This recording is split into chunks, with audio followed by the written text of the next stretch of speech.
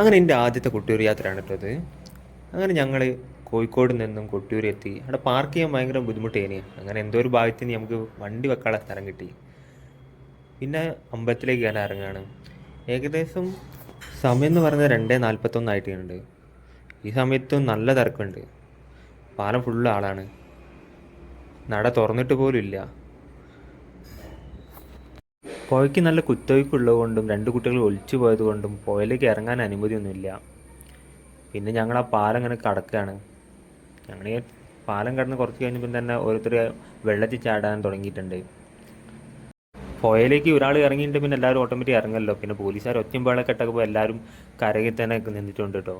പിന്നെ ഇവിടെ തിരക്കെന്ന് പറഞ്ഞാൽ നിന്ന് തിരിയാൻ കഴിയില്ല. ചിലർക്ക് ശ്വാസം മുട്ടൽ വരെ, അതുപോലെ തന്നെ ഒരായ്മ കുഴഞ്ഞു വീണ്. ഒരു 4:37 വരെ ഞങ്ങളിങ്ങനെയൊക്കെ വെയിറ്റ് ചെയ്യുകയാണ് ഉള്ളോട് കയറാനുള്ളത്. അങ്ങനെ ഞങ്ങൾക്ക് കയറാൻ അനുമതി കിട്ടി.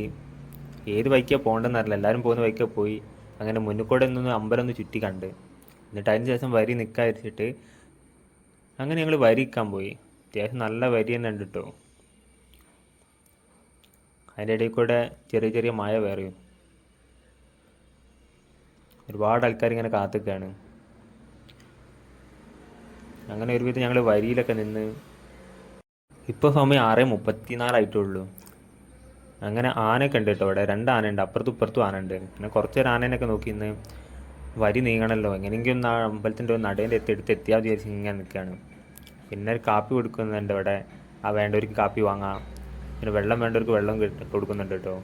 അങ്ങനെ ഒരുവിധം 8:12 ആയപ്പോഴാണ് കേട്ടോ നമുക്ക് ദർശനത്തിനുള്ള സമയം കിട്ടി. അങ്ങനെ അത്യാവശ്യം നല്ല ആൾ തന്നെ ഉണ്ട്. ആൾക്കാർ നിന്ന് തിരിയുന്നില്ല. ഒരു ഭാഗത്തു കൂടെ അപ്പുറത്തു കൂടെ ആൾ വരുന്നുണ്ട്.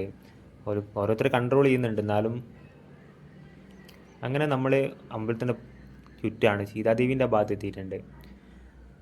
അങ്ങനെ ദർശനം കഴിഞ്ഞ് നമ്മൾ പുറത്തിറങ്ങി.